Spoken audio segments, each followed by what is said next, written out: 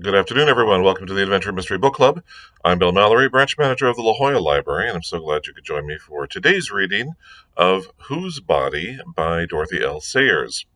On Wednesday, we read chapters 1 and 2, and we're introduced to Lord Peter Wimsey, who has taken it upon himself to be a gentleman detective along the lines of Sherlock Holmes. He even references Sherlock Holmes in one of the chapters, and he has just heard from his mother, of all people, the Dowager Duchess, that someone has found a dead body in their bathtub. Well, upon finding out more information, the dead body, wearing nothing but a pince-nez, which is a little eyeglasses that pinch on the bridge of your nose, and nothing else, in the bathtub of a Mr. Thipps. And there's no apparent reason for it. Nobody can quite figure out why or how any of this happened. So, Wimsey goes over to talk to Mr. Thipps and his almost deaf mother, and while there, almost runs astray of a police inspector by the name of Sugg, who is generally considered by the narrative to be not a very good police officer. Later on, when he is back home and he is talking to another member of the police force, Mr. Parker. Parker kind of implies that Sugg will no doubt arrest Thipps and probably arrest his mother, not because he has any evidence against them, but just because he needs to arrest somebody and they are there and they're handy. So, generally speaking, not a very good police officer, although Parker seems to be a much better, and he seems to be a friend and a confidant of Lord Peter Wimsey. And that's kind of where we're at right now, and that they're trying to figure out, they're wondering if this body is the missing financier by the name of Levy. They have not found any evidence to that, but that would make a kind of sense because this person is missing and here's this dead body. They have already discovered that this is a wealthy man, but not a man who has had wealth his entire life. They found on the body little red dots, which they discovered to be flea bites. So this man was clearly dealing with fleas, that he had a beard until recently, and that it is believed that he was shaved clean post-mortem. So he was killed first, and then shaved off the beard, because they could find little bits of soap and stubble and cut hair, not only on the body, but also in his mouth. So it was, clearly not something that he did himself. It wasn't something where he had done this the morning of kind of thing before he was murdered, because it was some of the soap and the hair got into his mouth, and he was not in a position to get rid of it. So they're still kind of mulling this over as we begin our third chapter. So if you are ready, we will do this. The chapters do not have heading titles, so it's just going to be Chapter 3. Lord Peter finished a Scarlatti sonata and sat looking thoughtfully at his own hands. The fingers were long and muscular, with wide, flat joints and square tips.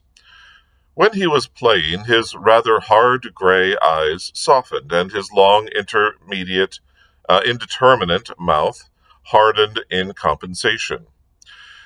At no other time had he any pretensions to good looks, and at all times he was spoilt by a long, narrow chin and a long, receding forehead, accentuated by the brushed-back sleekness of his tow-colored hair. Labor papers softening down the chin caricatured him as a typical aristocrat. "That was a wonderful instrument," said Parker. It ain't so bad, said Lord Peter, but Scarlatti wants a harpsichord. Piano's too modern. All thrills and overtones. No good for our job, Parker. Have you come to any conclusion? The man in the bath, said Parker methodically, was not a well-off man careful of his personal appearance. He was a laboring man, unemployed, but who had only recently lost his employment. He had been tramping about looking for a job when he met with his end. Somebody killed him and washed him and scented him and shaved him in order to disguise him and put him into Thipps' bath without leaving a trace.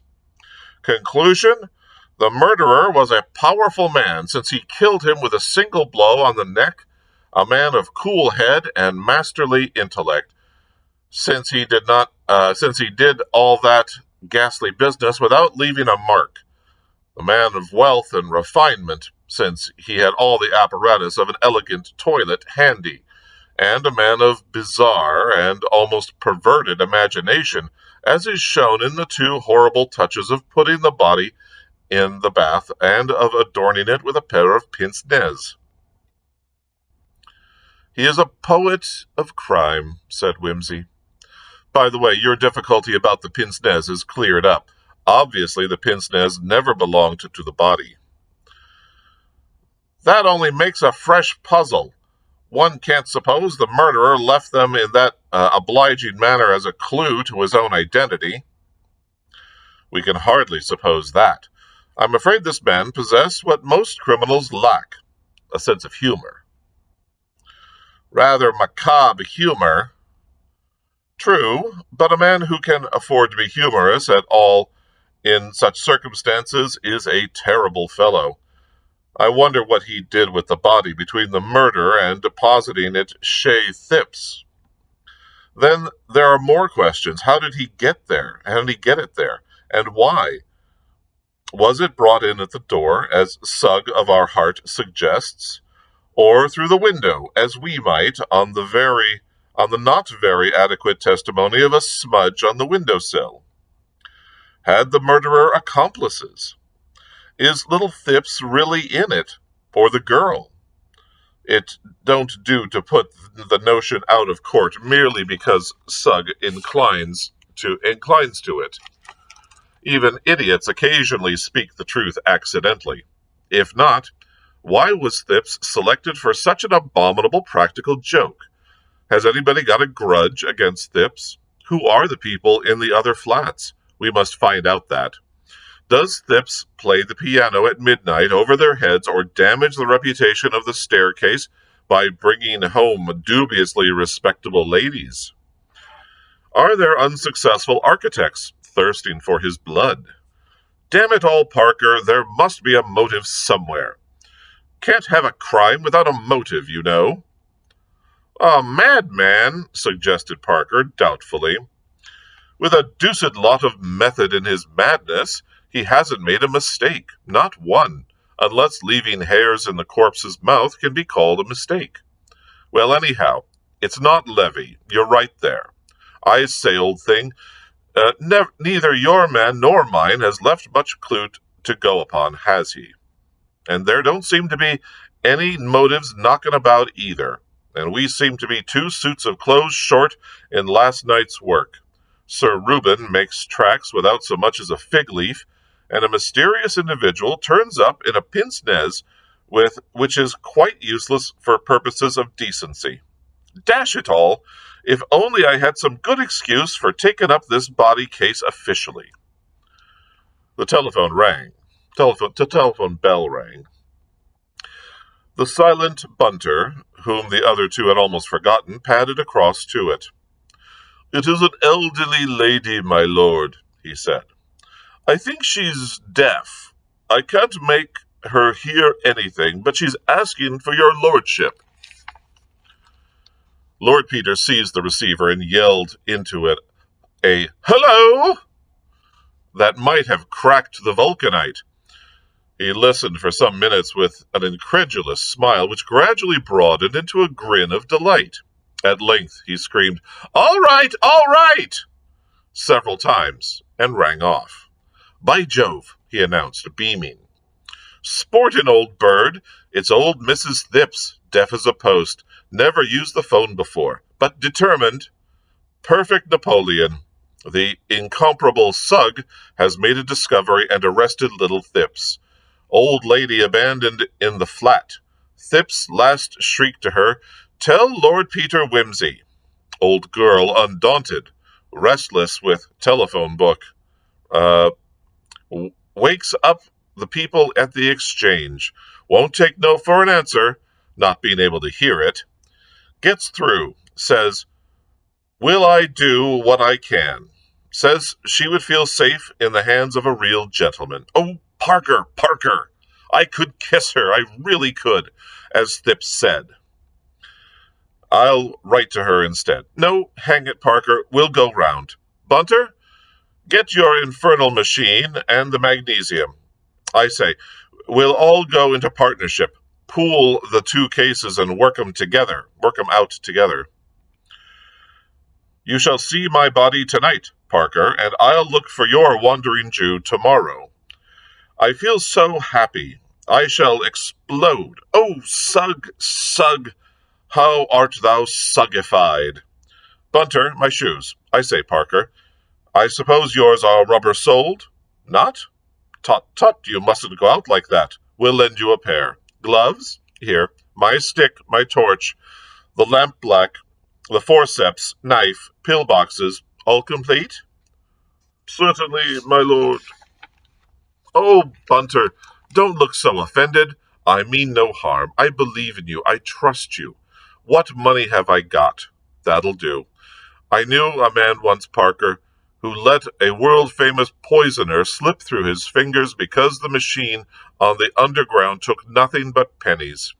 There was a queue at the booking office, and the man at the barrier stopped him, and while they were arguing about accepting a £5 note, which was all he had, for a 2-penny ride to Baker Street, the criminal had sprung into a circle train and was next heard of in Constantinople, disguised as an elderly Church of England clergyman touring with his niece.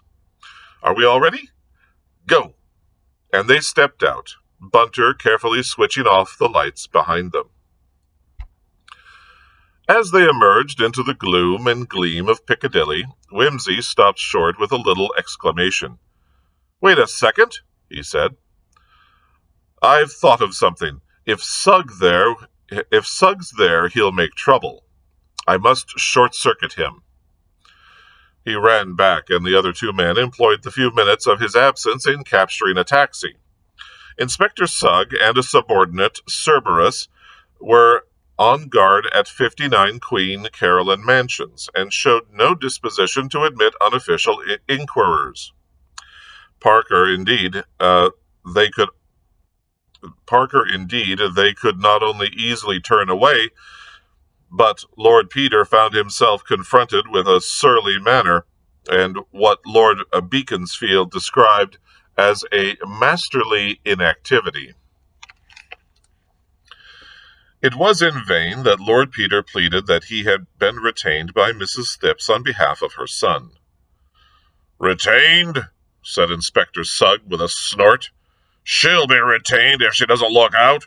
Shouldn't wonder if she wasn't in it herself, only she's so deaf she's no good for anything at all. Look here, Inspector, said Lord Peter. What's the use of being so bally obstructive? You'd much better let me in. You know I'll get there in the end. Dash it all, it's not as if I was taking the bread out of your children's mouths. Nobody paid me for finding Lord Attenbury's emeralds for you. It's my duty to keep out the public, said Inspector Sugg morosely, and it's going to stay out. I never said anything about your keeping out the public, said Lord Peter, easily sitting down on the staircase to thrash the matter out comfortably. Though I've no doubt pussyfoot's a good thing, on principle, if not exaggerated. The golden mean, Sugg, as Aristotle says, keeps you from being a golden ass. Ever been a golden ass, Sugg? I have. It would take a whole rose garden to cure me, Sugg. You are my garden of beautiful roses, my own rose, my one rose, that's you. I'm not going to stay any longer talking to you, said the harassed Sugg. It's bad enough. Hello. Drat that telephone. Here, Cawthorne. Go and see what it is. If it's that old catamaran, we'll let you into the room, shuddering herself up there and screaming, said the inspector. It's enough to make a man give up crime and take to hedging and ditching. The constable came back. It's from the yard, sir, he said, coughing apologetically. The chief says every facility is to be given to Lord Peter Wimsey, sir. He stood apart, non-committally glazing his eyes. 5 aces, said Lord Peter cheerfully. The chief's a dear friend of my mother's. No go, Sugg. It's no good bucking. You've got a full house. I'm going to make it a bit fuller. He walked in with his followers. The body had been removed a few hours previously, and when the bathroom and the whole flat had been explored by the naked eye and the camera of the competent Bunter, it became evident that the real problem of the household was old Mrs. Thipps.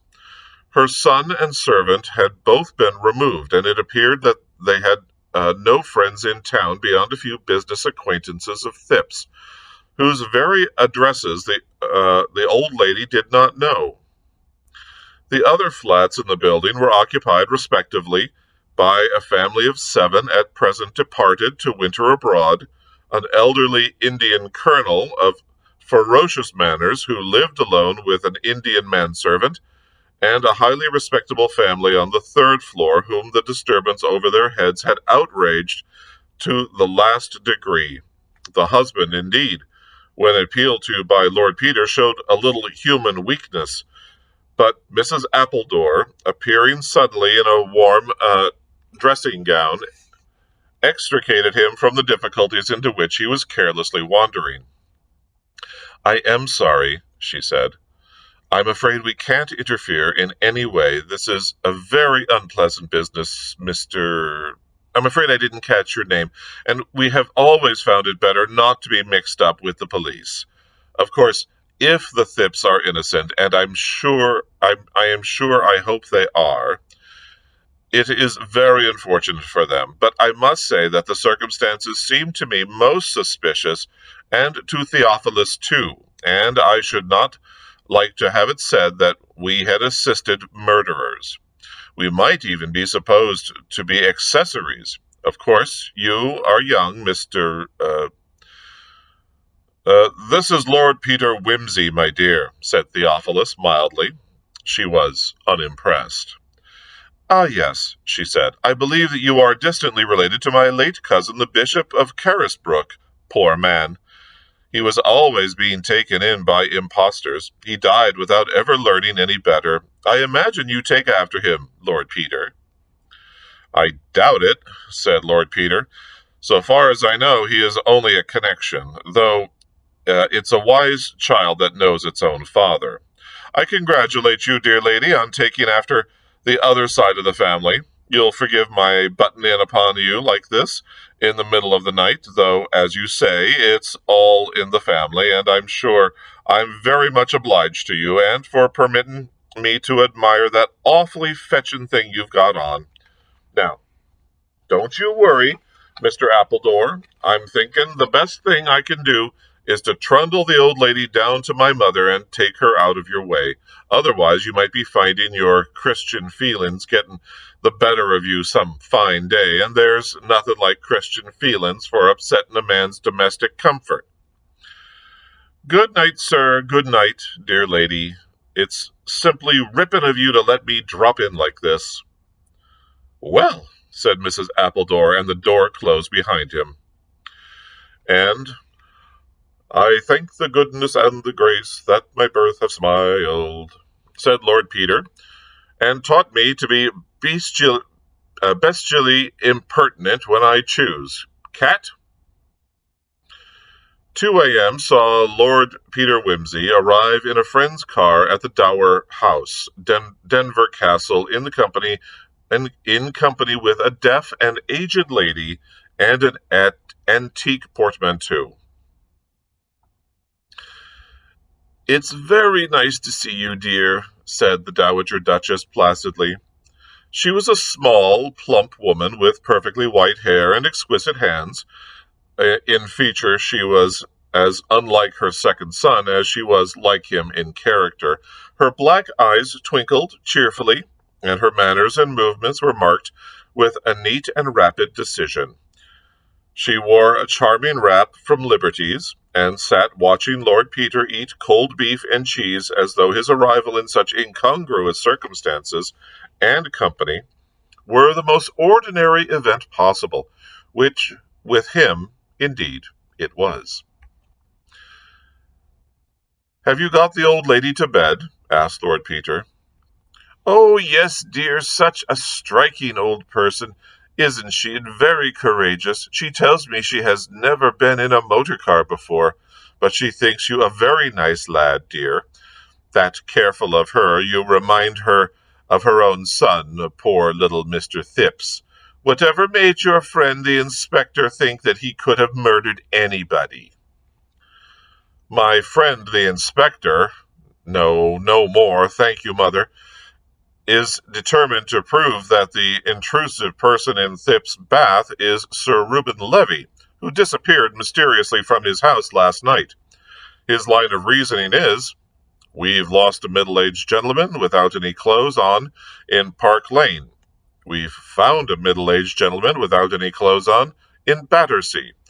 Therefore, they're one and the same person, QED, and put little Thipps in quad." "You're very elliptical, dear," said the Duchess mildly. "Why should Mr. Thipps be arrested even if they are the same?" "Sugg must arrest somebody," said Lord Peter, "but there is one odd little bit of evidence come out which goes a long way to support Sugg's theory, only that I know it to be no go by the evidence of my own eyes. Last night, about 9:15, a young woman was strolling up the Battersea Park Road for purposes best known to herself, when she saw a gentleman in a fur coat and top hat sauntering along under an umbrella, looking at the names of all the streets. He looked a bit out of place, so, not being a shy girl, you see, she walked up to him and said, 'Good evening. Can you tell me, please,' says the mysterious stranger, 'whether this street leads into Prince of Wales Road?' She said it did, and further asked him in a jocular manner what he was doing with himself, and all the rest of it, only she wasn't altogether so explicit about that part of the conversation, because she was unburdening her heart to Sugg, do you see? And he's paid by a grateful country to have very pure, high-minded ideals, what? Anyway, the old boy said he couldn't attend to her just then, as he had an appointment. 'I've got to go and see a man, my dear,' was how she said he put it, and he walked on up Alexandra Avenue towards Prince of Wales Road. She was staring after him, still rather surprised, when she was joined by a friend of hers who said, 'It's no good wasting your time with him. That's Levy. I knew him when I lived in the West End, and the girls used to call him P. Green Incorruptible.'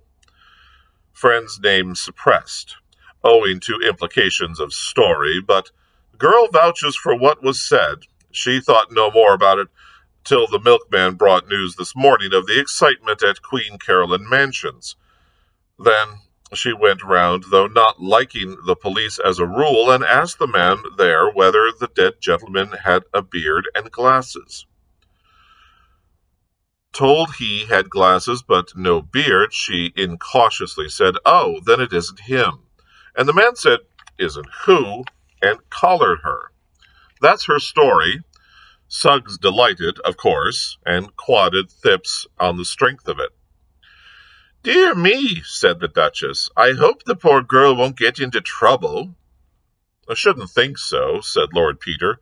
"Thipps is the one that's going to get it in the neck.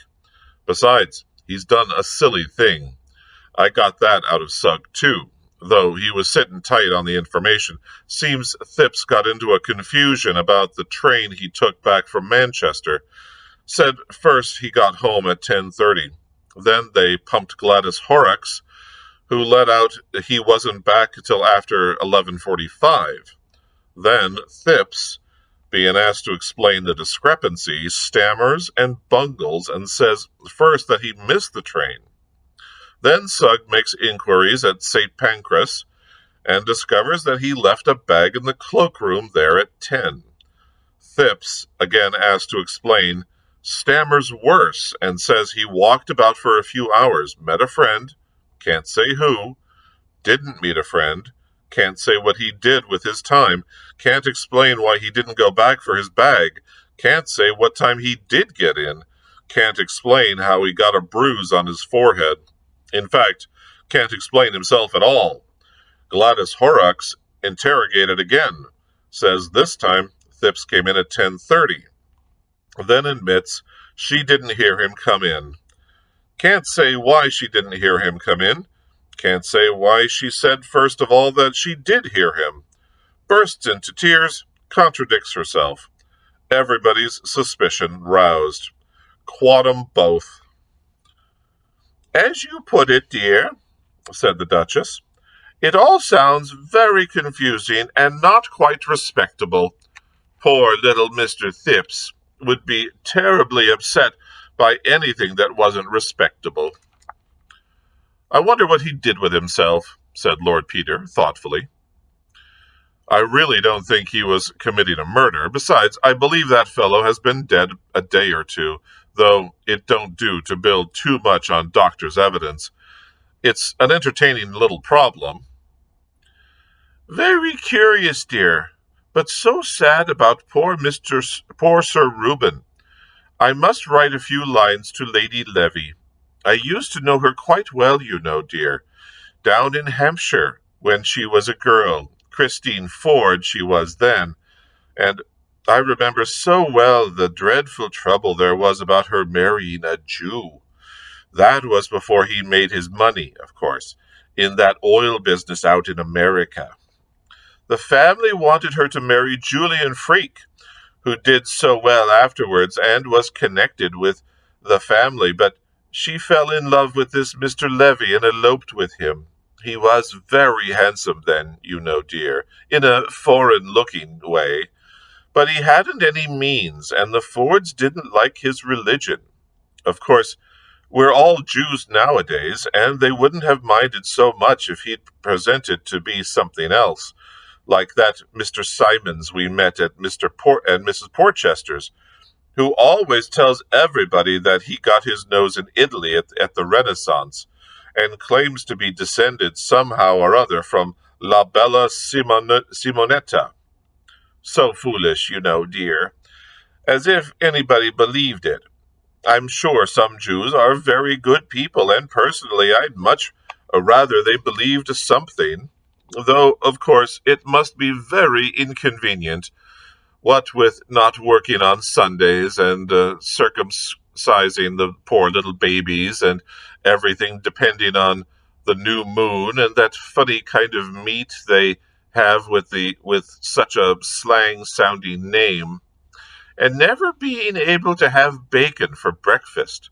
Still, there it was, and it was much better for the girl to marry him if she was really fond of him, though I believe young Freke was really devoted to her, and they're still great friends.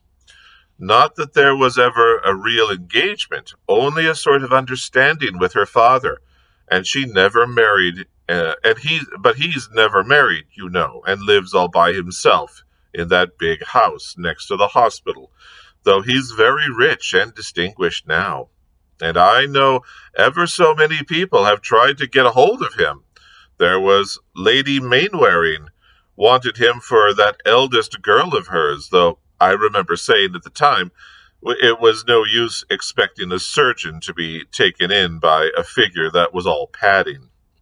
They have so many opportunities of judging, you know, dear. Lady Levy seems to have the knack of making people devoted to her, said Peter. Look at the pea-green incorruptible Levy. That's quite true, dear. She was a most delightful girl, and they say her daughter is just like her. I rather lost sight of them when she married, and you know your father didn't care much about business people. But I know everybody always said they were a model couple. In fact, it was a proverb that Sir Reuben was as well loved at home as he was hated abroad. I don't mean in foreign countries, you know, dear. Just the proverbial way of putting things, like a saint abroad and a devil at home, only the other way on, reminding one of the Pilgrim's Progress. Yes, said Sir Peter. I dare say the old man made one or two enemies. Dozens, dear. Such a dreadful place, the city, isn't it? Everybody Ishmaels together, though I don't suppose Sir Reuben would like to be called that, would he? Doesn't it mean illegitimate or not a proper Jew anyway? I always did get confused with those Old Testament characters. Lord Peter laughed and yawned.